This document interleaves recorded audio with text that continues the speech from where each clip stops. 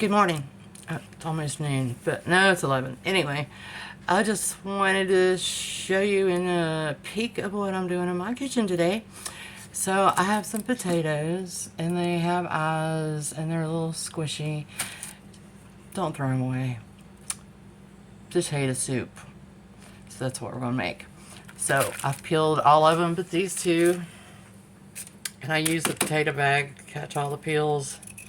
Just cut those eyes right off. The skin's a little tough, but we don't care. Every time I peel potatoes, I think about my first mother-in-law. She had 8 kids to feed. So whenever I would offer to peel potatoes for her, she'd say, "Peel them thin, do you?" No. And I don't know how to use a vegetable peeler to peel potatoes either. I have to use a knife.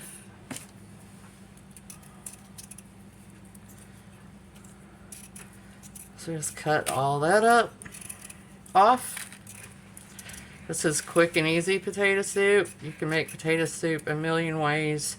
Some people put celery and carrots in it, which is good, but I just make it straight up. So let me wash off these other potatoes. I'll get these peels out of the way. Anything to condense the mess.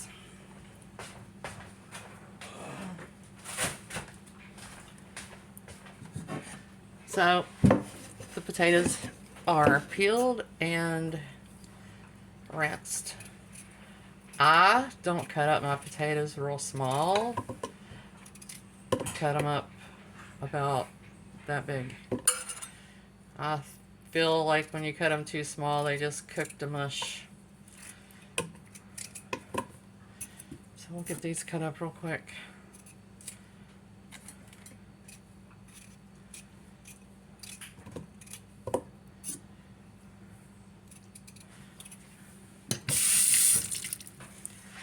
That one needed rinsed a little bit. I'm just going to cut that one in quarters and in halves.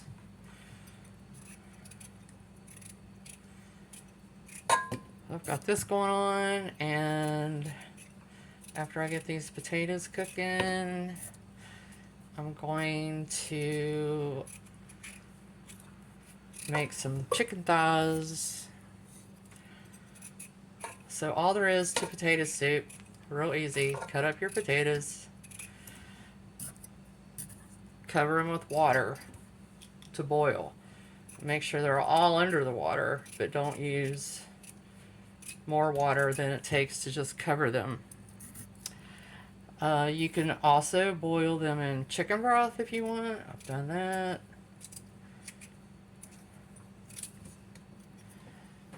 Or beef broth, whatever you want. I can't get these potatoes. Grilled cheese sandwiches are a good side to go with this, but most of the time I make a pan of cornbread. And if you make cornbread, please use an iron skillet. If you're from West Virginia and you don't use an iron skillet for your cornbread, we can't be friends. Just got a couple more. They're really squishy, but they're good for potato soup.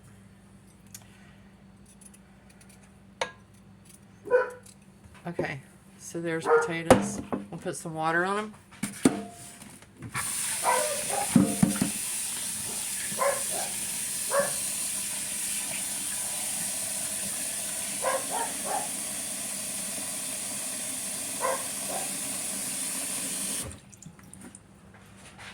So I've got water just to cover them. I'm going to put some salt in there. Then I'm going to bring them to a boil until they're fork tender. That means you can stick a fork in them and they kind of fall apart. Hey, so after the potatoes are done, don't drain them. Just add in some cream of mushroom, cream of celery, cream of chicken, cream of whatever you got, and about 2 cups of milk. And you'll have potato soup. Okay, let's finish the potato soup. So I got a fork. I stuck it in a piece and it just falls off. That's what fork tender is. So, I cheat. I have 3 cans of cream of mushroom soup here. Just put them all in there. If you have cream of celery, you can use that. You can use cream of chicken. You can use whatever. You can also make a thickener with butter and flour and all that stuff, but who's got time for that? So the 3 cans are in there. I'm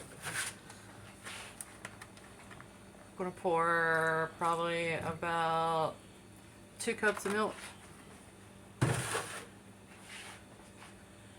And you can season it however you want. I don't want that.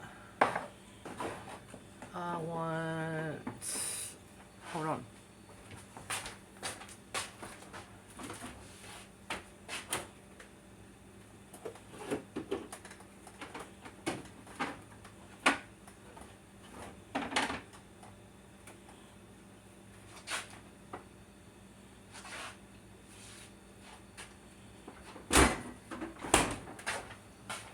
Okay, I was looking for Better Than Bouillon.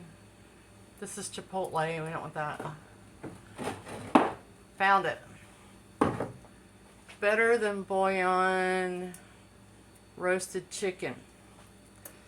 If you don't have bouillon, that's fine. If you have broth, use broth. If you don't have any of the above, don't use any of the above.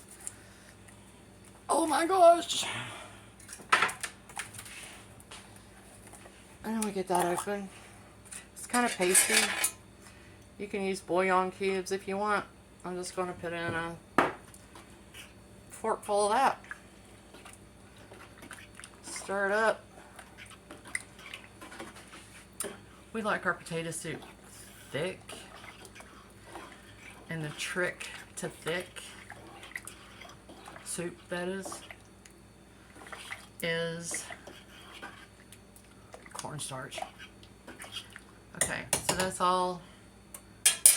all stirred up.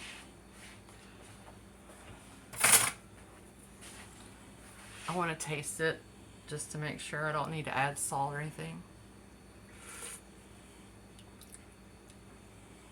That's pretty good.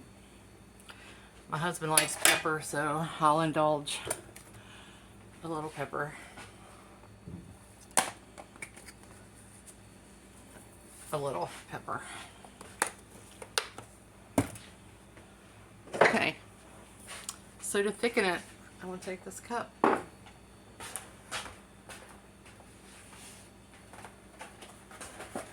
going to put in some cornstarch.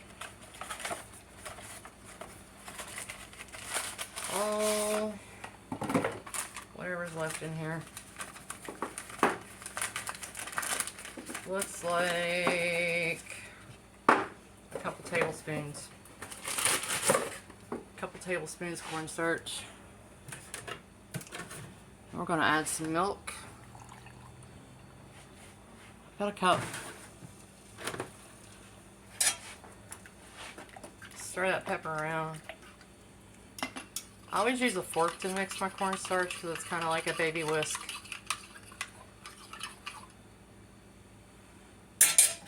And then pour that in.